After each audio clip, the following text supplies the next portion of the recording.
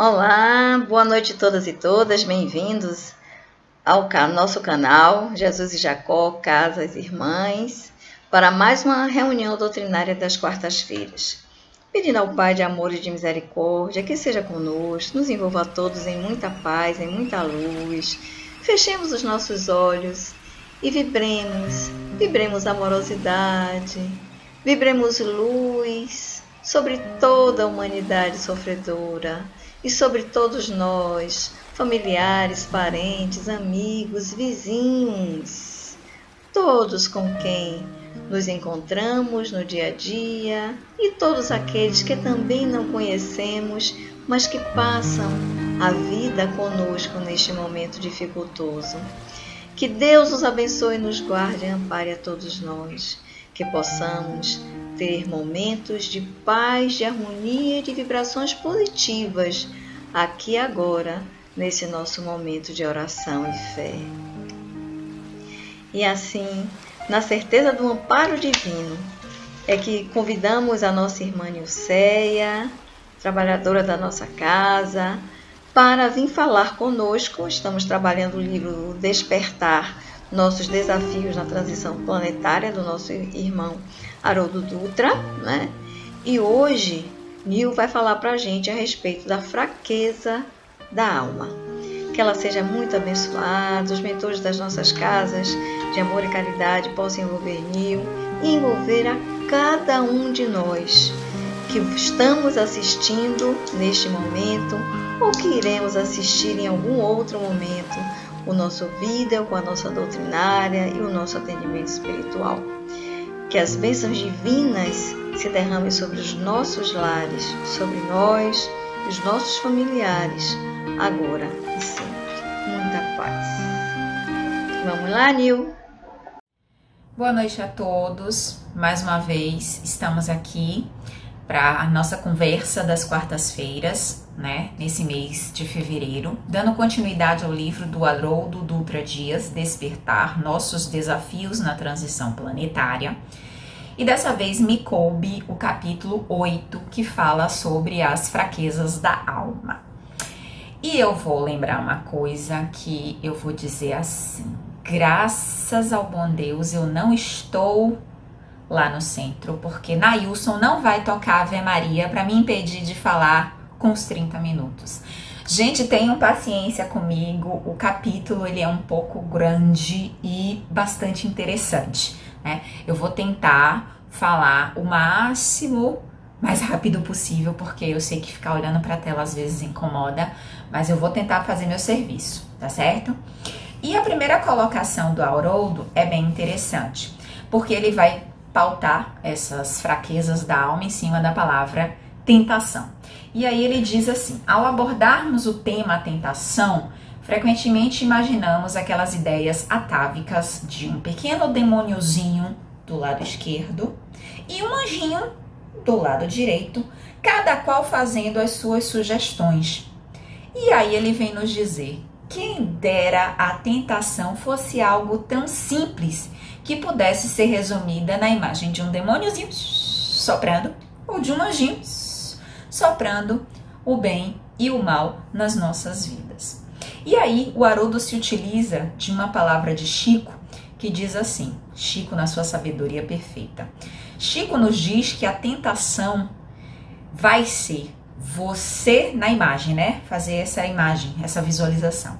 A tentação é você estar correndo de um cachorro muito grande e com uma vontade imensa de ser alcançado. Por quê? Porque a tentação decorre de um componente muito forte que é o desejo. E há uma divisão. Um lado do nosso psiquismo, daquela memória que a gente já conversou que foi apagada na nossa reencarnação, né?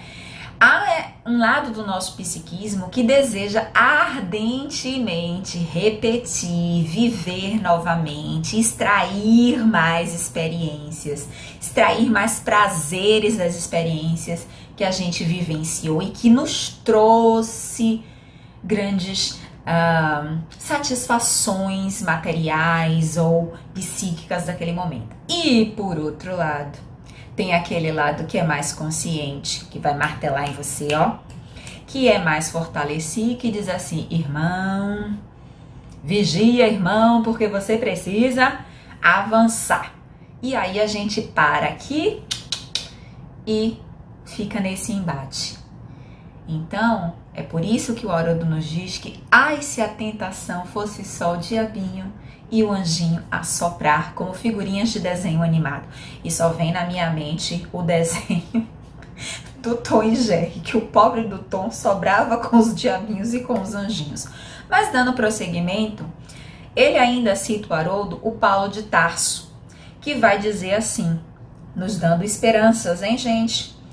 Graças a Deus já somos o que somos. E o que ele quis dizer com isso? Que graças a Deus e, claro, as nossas oportunidades reencarnatórias e esse aprendizado, mesmo que a conta-gotas, graças ao bom Deus, a gente já tem caminhos, a gente já tem experiências vivenciadas, a gente já sabe, mesmo que no inconsciente, o que é certo, o que é errado, e a gente vai se permitir vivenciar isso em prol da evolução. Então, esse é o nosso embate num primeiro momento, né? A gente se entender que vai ser tentado. E aí, Haroldo ainda nos diz que a angelitude, que é o que todos nós almejamos e que todos nós um dia chegaremos, quando? Ninguém sabe, né? Que é a pureza da alma, né? Não é conquistada por espíritos cristal, ou seja, não nasceu aquela coisinha delicada, anjo. Não. O anjo é feito de adamantio, e de novo Nilceia se lembra do que ela curte. O adamantio é o metal mais resistente do planeta, e sendo o metal mais resistente do planeta foi aquele que fez o Wolverine com aquelas garras. Tira o Wolverine, tira as garras, mas é o metal mais resistente. O que ele quis dizer com isso? Que não é frágil o ser angelical, a angelitude. Muito pelo contrário, ele foi forjado na luta, ele foi forjado na renúncia, ele foi forjado no sacrifício, no trabalho e principalmente na disciplina. E aí eu me lembro da fala de Divaldo dos conselhos de Joana, o que ele precisava. E ela dizia, disciplina, disciplina, disciplina, disciplina. E aí eu me lembro, nós somos disciplinados. O que nós estamos vivendo aqui nesses tempos de pandemia? Por que a gente ainda está nesse estado? Porque muitos de nós não conseguem ter disciplina. E disciplina por que a gente não consegue? Porque a gente precisa dos prazeres. E os prazeres são as tentações buzinando. Você sabe o que é certo, você sabe o que precisa fazer. Então você erra conscientemente. Então significa que você ainda precisa lutar por esse caminho. Porque para chegar à angelitude não vai ser da noite para o dia, não vai ser na varinha de condão do Bibi de Bob de Boom. Não, vai ter que ser forjado na luta. Vai ter que ter esforço, vai ter que ter disciplina, vai ter que ter renúncia, vai ter que ter sacrifício. E para finalizar esse trecho, gente, o capítulo é composto de 3 itens, além dessa parte introdutória. Jesus diz o seguinte: o espírito está pronto, mas a carne é fraca. E olha que quem falou isso foi Jesus. Jesus que precisou ir para o jejum no deserto, né? Ele jejuou no deserto. E mesmo no deserto, Jesus foi tentado. Imagine Nilceia na fila da vacina da Covid-19, o que ela é de tentação.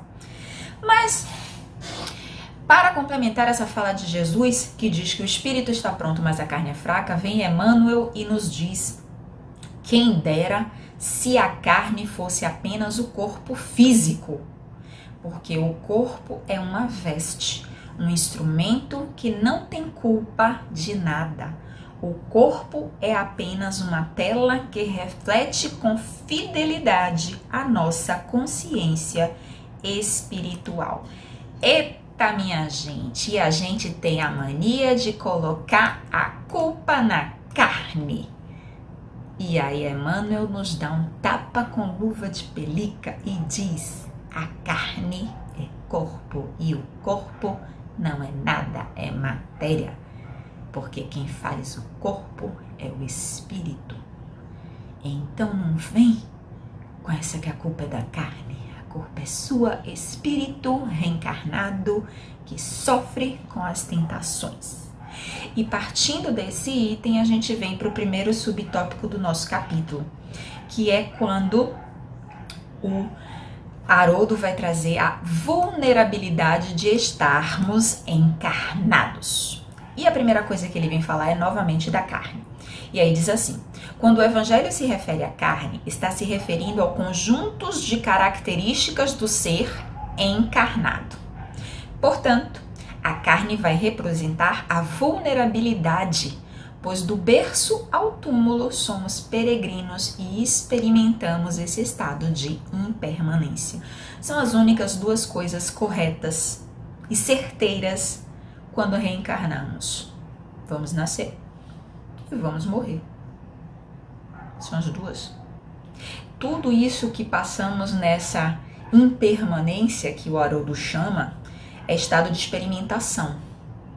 E essa experimentação é para nossa evolução, é para o nosso crescimento. Então não adianta ficarmos, né, nessa de tudo vai acontecer na hora certa. Não, a gente tem que lutar, tem que ir para a labuta. E o Haroldo diz novamente: ao estarmos encarnados, não estamos de posse de toda a nossa memória. E isso faz muita diferença no sentido positivo e no sentido negativo. E aí a gente já teve uma conversa na palestra minha até, em janeiro, que falava justamente dos benefícios, né, que a espiritualidade nos dá em nós não sabermos das nossas encarnações. Por outro lado, ele chama de o que é o lado positivo, a gente não saber o que fez. E o lado negativo é justamente a gente também não saber o que fez. Porque talvez se a gente fizesse, talvez se a gente soubesse o que fez, a gente não praticaria o ciclo vicioso, né? E aí ele vai chamar que essa vulnerabilidade vai fazer com que a gente permaneça em estado de vigilância. E são essas vulnerabilidades, por não sabermos de fato o que fizemos, por que fizemos, onde erramos, por que erramos, é que ele vai chamar de os mecanismos da tentação. E o que Haroldo vai nos dizer? Que eu já posso estar tão imerso nele que eu já nem mais sinto essas questões de tentação. Ou, por outro lado, já aboli tanto essas questões de tentação, já consegui o meu trajeto evolutivo que eu já cheguei nas regiões de angelitude. Quem dera, Senhor. E aí a gente vai continuar dizendo que nessa de tentação a gente pode dizer, porque Deus, e a gente sempre faz assim, a gente não diz assim, porque eu fiz isso, a gente vai sempre no porquê Deus. Mas a gente não vai imaginar jamais o nosso Criador nos julgando, nos recriminando, porque nós somos integralmente amados e respeitados por Deus. Quer a gente avance, quer a gente regresse, ou quer a gente estacione. Até porque a espiritualidade já nos disse que é meio complicado regredir. A gente pode estacionar, mas regredir a misericórdia divina quando vê que a coisa está muito feia, puxa, né, para não se complicar mais. Mas a gente tem que entender que a experiência evolutiva ela é pessoal e intransferível. Não dá nem para falsificar o CPF e o RG. Não dá para fraudar, gente, porque o DNA do espírito é de cada um. E cada um vai ter seu caminho. Pode ser fácil para algumas pessoas, pode ser extremamente complicado para outras pessoas. Eu tenho me analisado muito e conversado muito com a terapeuta, dizendo que eu tô me descobrindo certas coisas que eu achava que eu já não tinha, né? Alguns instintos muito fortes, eu tenho me trabalhado com relação a isso, porque eu abri, nesses períodos, eu abri a boca e disse que eu estava com ódio. E eu acho ódio uma palavra muito feia, muito pesada. E eu cheguei a me desequilibrar, eu mandei uma mensagem para Carmen, eu pedi socorro para quem podia me socorrer, para a espiritualidade, porque eu disse, isso é muito sério, isso tá me deixando doente. Então, é o conhece-te a ti mesmo. A gente precisa conhecer e não negar o nosso lado sombra.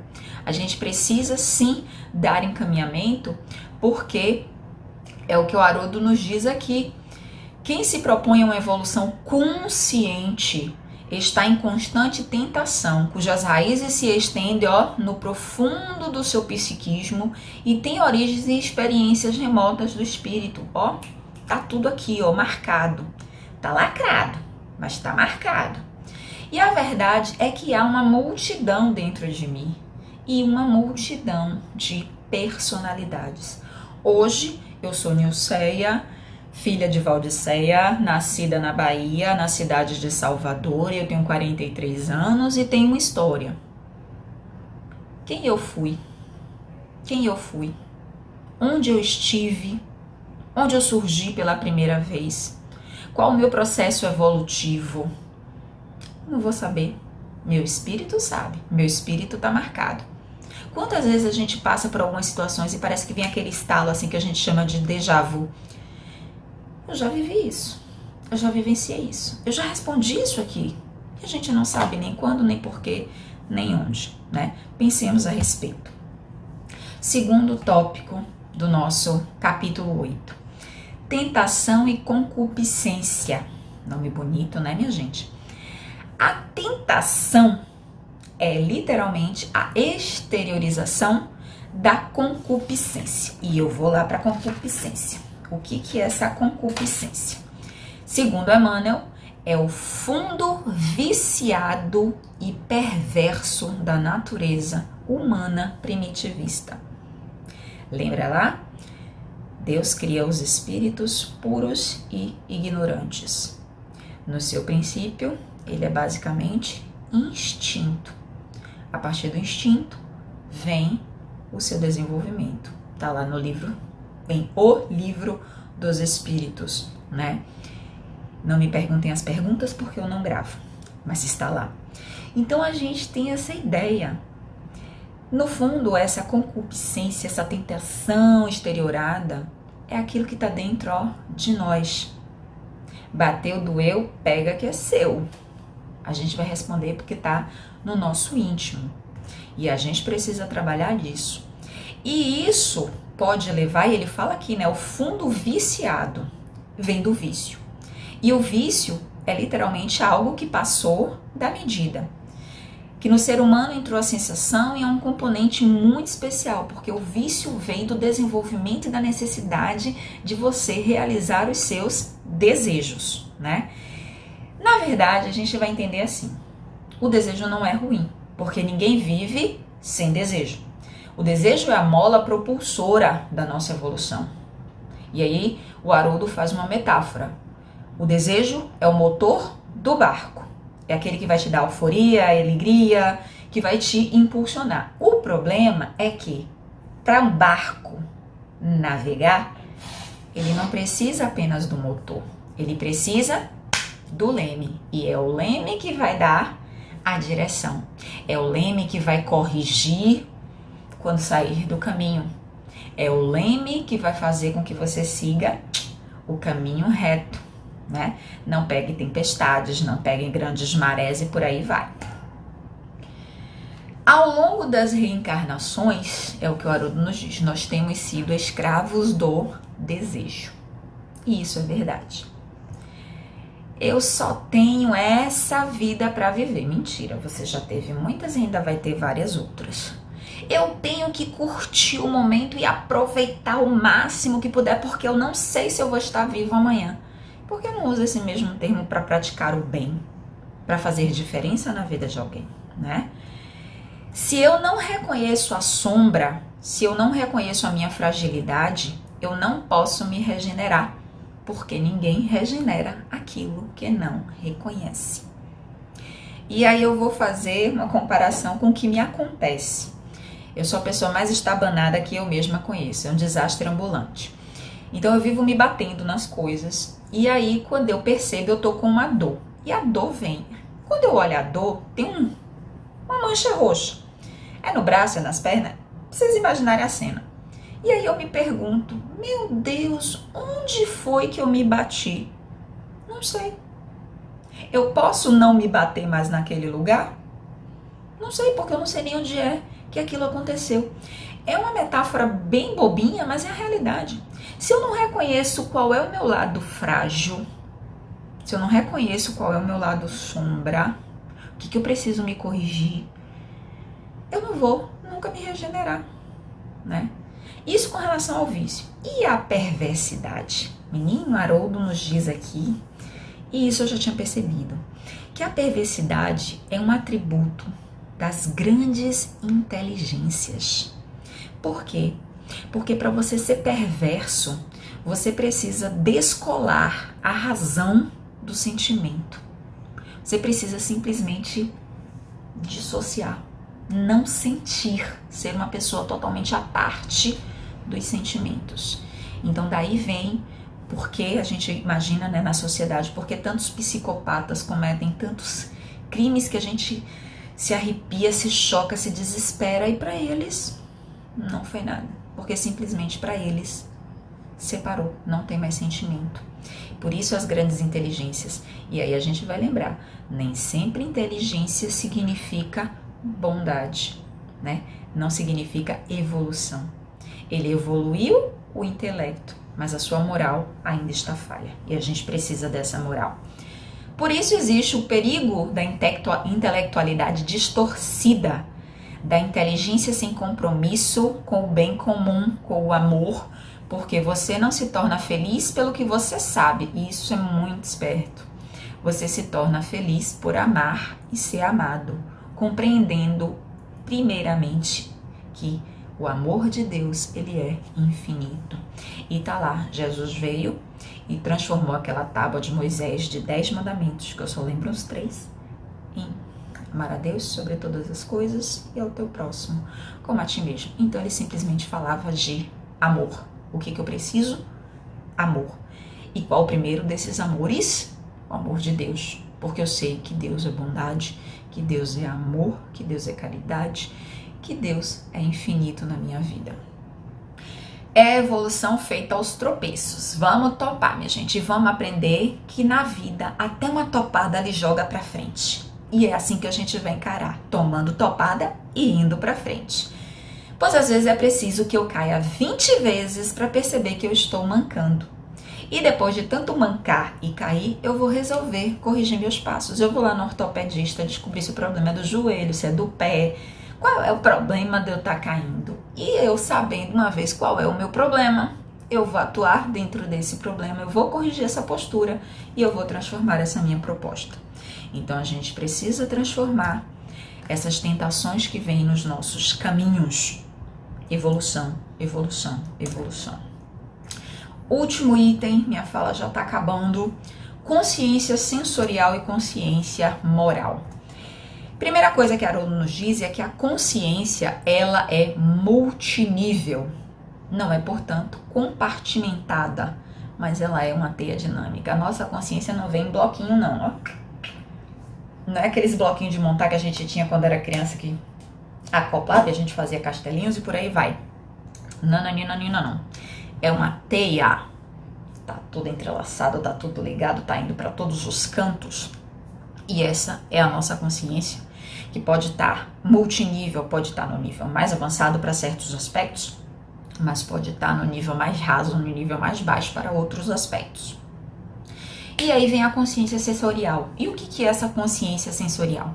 É aquela que está ligada apenas ao que é agradável, ao que dá prazer. É a consciência puramente apegada aos meus sentidos. Ah, eu tenho consciência. Tenho consciência, sim. Ah, eu gosto de praia, então eu sou consciente de que a praia me faz bem, me traz uma vibe diferente, uma vibe positiva. Então, eu vou à praia, mesmo eu sabendo atualmente de todos os riscos. Eu posso me precaver? Posso. Aí já é outra consciência falando. Posso usar de todos os métodos de prevenção? Posso. Outra consciência, né? Outro nível de consciência. Mas ainda é a sensorial, porque eu estou buscando as sensações, eu estou buscando os sentidos, eu estou buscando os prazeres. Versus a consciência moral. E essa consciência moral, ela é mais dura, porque ela vem do senso moral. E o que é o senso moral? É você literalmente superar os sentidos. O senso moral é o senso do dever. O que eu devo fazer. E aí que vem a questão. Porque o que é certo, o que é bom, nem sempre é agradável. É aquela coisa assim, eu sei que me incomoda, mas é o correto. Eu preciso fazer o correto, porque a gente precisa da correção. Esse é a consciência moral, que vem do senso moral. E você não vai adquirir título de competência sem senso moral e sem, de novo, a disciplina. Precisamos ser disciplinados, não tem jeito. Para eu ter esse título de competência, para me afastar das tentações, eu preciso da minha consciência moral funcionando a plenos vapores. A vida, Haroldo vai nos dizer, a vida é essa procura pelas luzes. E nós, os seres humanos, não nos sentimos plenamente felizes e realizados se não realizamos nossos máximos potenciais, que é da nossa natureza. E aí ele vai fazer uma metáfora até com uma planta que vem de uma semente, e aí você brota lá na terra. E essa semente precisa de quê? Não só de água, mas ela precisa também de luz. Então somos nós. Nós precisamos de luz no nosso caminho. E essa luz é Deus. São os ensinamentos que Jesus nos deixou aqui para atingir a Deus. É fácil na teoria, na prática, nem tanto. É por isso que o que é correto nem sempre é bom para o sentimento, mas a gente precisa se manter na correção. É impossível ser feliz sem realizar os máximos potenciais que estão dentro de nós. Não tem jeito. E às vezes a gente se frustra, porque a gente sabe o que é correto, a gente sabe que tem potencial para aquilo, mas a gente recua por medo, recua porque alguém deu um toque diferenciado, né? Recua porque alguém me olhou diferente, alguém falou diferente. Joga seu potencial para cima. Você nasceu para brilhar. Precisamos ser luzes nas vidas uns dos outros. E nós ansiamos por expressar essas potências divinas, né? Kardec, na questão 621, é uma citação feita por Haroldo, pergunta aos espíritos: onde está escrita a lei de Deus? E a resposta dos espíritos: na consciência. Opa! Mas a consciência não tá lá no fundinho, porque quando eu reencarnei, apagar a minha memória, nem por isso ela deixa de existir. Ela está adormecida. Temos essa consciência, tanto que quando a gente faz alguma coisinha que não é certa, menino, dá um martelo na cabeça, pim, pim, pim, pim, parecia aquela luzinha de desenho, faz plim, explodiu, né? E a gente precisa sim, dessa consciência e fazê-la ativa, porque não adianta lá, pim, eu fazer a mesma coisa, pim. Aí uma hora ela vai dizer assim: ó, meu filho tá precisando dar uma machadada, né? Mas a lua é vindo não. Porque a gente tem essa consciência. E por que a gente tem ela? Porque Deus permite que ela seja escrita. Os homens a esqueceram e a menosprezaram. Mas quis Deus que eles sempre se lembrassem delas, e elas vão martelar aqui. Para finalizar a nossa fala, né? O que a gente vai ter aqui nas palavras de nosso amigo Haroldo? Haroldo vai nos dizer assim: portanto, quando falamos em evangelho, e aí ele vai voltar quando a gente fala de se livrar dessas tentações, nas fraquezas da alma, ele vai falar de reforma íntima, porque a reforma íntima, ele nos diz que é o maior projeto humano, e por ser o maior projeto humano, vai ser o maior desafio que esse homem vai ter na Terra, que é a autoconfrontação e o conhecer-se, o identificar-se, para poder aí, com o auxílio das forças divinas que atuam em cima de nós e conosco, estabelecer um novo movimento, um novo rumo, uma nova alvorada. Então, gente, olha que lindo. É o maior projeto humano, reforma íntima. Por outro lado, é o maior desafio desse homem que foi colocado na Terra. E é um desafio. Estar reencarnado no planeta Terra no ano de 2020, 2021 é um desafio absurdo. Todo dia, e aí eu tenho os grupos de estudo, as pessoas que trabalham comigo nesse grupo de estudo vão dizer que eu falo todo dia isso. Eu queria saber o que foi que os dinossauros fizeram, porque eles levaram, minha gente, um meteoro na frente e cabum! E a humanidade está massacrando o planeta Terra há milhares de anos. Então a gente precisa colocar esse nosso desafio para frente. Para frente que se anda, evolução, evoluir é lei. Não tem jeito, a gente precisa. Então a gente precisa se melhorar. Eu preciso reconhecer o meu lado sombra. Eu preciso me autoconfrontar. Eu preciso mudar minhas atitudes. Eu preciso me reconhecer. Eu preciso me identificar. Onde é que eu estou falhando? E pedir ajuda. Primeiro, eu posso pedir aos encarnados, dentro do centro espírita, onde você se sentir mais à vontade, mas eu preciso de ajuda, eu preciso falar dessa ajuda. Segundo, Deus, o primeiro Deus, muito primeiro Deus, conversa com ele, depois uma pessoa que possa te orientar, porque até Deus vai colocar essa pessoa que possa te orientar na frente. Mas por que eu falei das casas de algum lugar? Porque a gente vai ter livros, vai ter explicações, vai ter alguém para conversar. Nem sempre a gente tem o dom da conversa com a espiritualidade, né? Nem sempre a gente está pronto para ouvir essa espiritualidade, se atrapalha tudo. Então a gente precisa, sim, dessa reforma íntima. E é ela que vai barrar as nossas fraquezas. E que paremos de usar a pergunta 459, essa é uma das únicas que eu sei, de dizer que tudo é culpa dos espíritos, porque tem o diabinho e tem o anjinho. Não tem ninguém. Tem você consigo mesmo nas suas falhas. Então que possamos melhorar e escapar dessas tentações. Muita paz para todos nós. Irmãos e irmãs queridos, depois dessas boas reflexões que a nossa querida Nil, a quem agradecemos, nos trouxe, vamos buscar aquele nosso cantinho para que num recolhimento maior, se ainda lá não estivermos, é claro, possamos nos conectar diretamente a Deus, nosso Pai de amor e de bondade. Vamos convidar os nossos anjos guardiões, os mentores espirituais dessas casas amorosas, os nossos espíritos protetores, para que estejam conosco neste momento.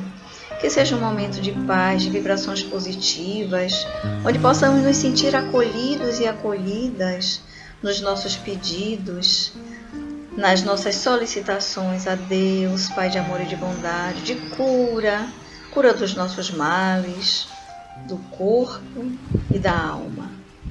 Não esqueçamos o nosso copinho de água fluidificada ou da garrafinha.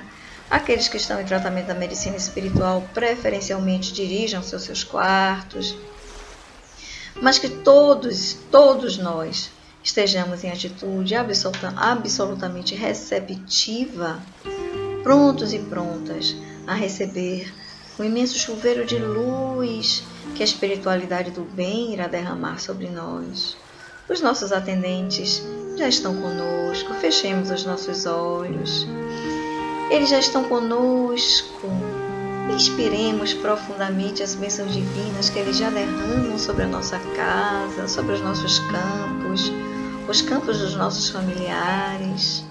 Limparam já todas as energias negativas que porventura tenhamos acumulado ao longo do dia e que nos impediriam da recepção perfeita dessas bênçãos divinas. E eles já fizeram toda essa limpeza, derramaram somente bênçãos de paz, luz, compreensão, tolerância, amorosidade na psicosfera do nosso lar, e de fé, esperança, diretamente nos nossos campos e dos nossos familiares que estão conosco. E é nessa certeza desse amparo divino que nos preparamos, postura ereta, palmas da mão voltadas para cima, mentes ligadas a Deus, nosso Pai, a Jesus Cristo, nosso Mestre e Guia, nossos anjos guardiões conosco. Estamos prontos e prontas para receber o verdadeiro chuveiro de luz. Muitas bênçãos divinas se derramando sobre nós abundantemente. Mentalizemos um ponto bem acima das nossas cabeças, como sendo diretamente o ponto da criação da luz divina. E essa luz que é capaz de curar todos os nossos males, sejam físicos, sejam emocionais, sejam espirituais. Esse chuveiro de luz cai abundantemente sobre nós, nosso chakra coronário, com sua lótus de 1000 pétalas abertas, girando vigorosamente em sentido horário, absorvendo o máximo possível essas energias de cura. E o nosso coronário retransmite para todos os nossos chakras principais essas energias, essas vibrações, essa luz intensa. Luz que envolve o nosso frontal, o nosso laríngeo, o nosso cardíaco, o nosso plexo solar, o nosso sexual e o nosso chakra básico. Plenamente envolvidos na luz divina, na luz que cura, na luz que é capaz de nos harmonizar, curando os nossos males, as nossas dores, ajudando-nos a combater as nossas mazelas, as nossas dificuldades. E essa luz divina penetra todo o nosso ser, todos os órgãos do nosso corpo, cada órgão, cada glândula, cada célula do nosso corpo é envolvido na luz divina do amor de Deus que cura-nos, cura-nos, cura-nos e cura-nos. Nos sintamos um imenso sol de luz, de amorosidade. Mentalizemos aquele ponto que mais nos incomoda. Podemos inclusive levar as nossas mãos até ele, mentalizando que nas nossas mãos fluem também essa luz, esse chuveiro que nos envolve por inteiro. Mentalizando que os nossos atendentes fraternos estão trabalhando essas energias por todos os nossos corpos. Nosso corpo físico, mental, emocional e espiritual, trabalhando essas energias benéficas, curando-nos, nos trazendo paz, nos trazendo saúde, nos trazendo imunidade, que tanto necessitamos neste momento pandêmico, mas principalmente fortalecendo a nossa fé, a nossa certeza de que Deus está no comando de tudo e que com fé nele, muito em breve, sairemos desse momento pandêmico e conseguiremos superar as nossas dificuldades, por maiores que elas possam nos parecer. Que Deus nos abençoe, nos guarde e nos ampare e projetemos luz, luz para toda a humanidade sofredora, luz para aqueles que estão padecendo dos males desta pandemia, sejam por perdas de entes queridos, seja por sequelas ou a própria doença, seja por perdas de empregos, de negócios. Misericórdia de todos, Senhor, misericórdia. Misericórdia de todos aqueles que sofrem, quais forem os seus sofrimentos.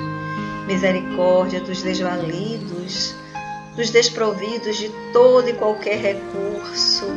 Misericórdia, Pai, como tende misericórdia também dos que estão em trevas.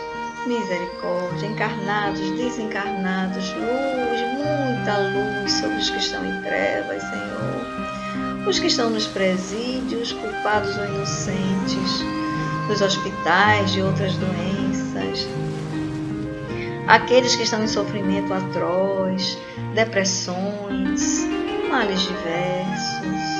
Tende misericórdia de todos, meu Deus. Misericórdia do nosso planeta que pede socorro.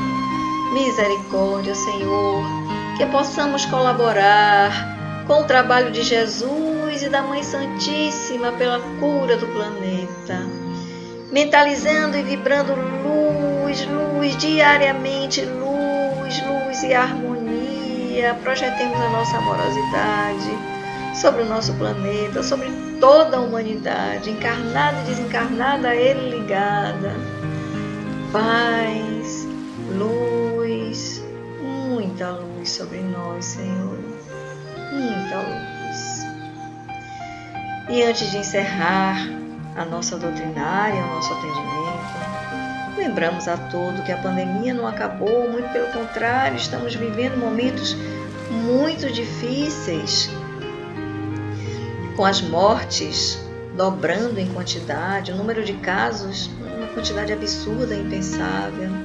E não só aqui na nossa Bahia, em Salvador, mas no planeta todo, no Brasil principalmente. Peçamos a Deus misericórdia de todos, principalmente daqueles que ainda não se conscientizaram que precisam fazer a sua parte, tomando os cuidados necessários, se precavendo com máscaras, com álcool gel, higiene perfeita das mãos, distanciamento. Paz e luz sobre todos esses, Senhor, negacionistas.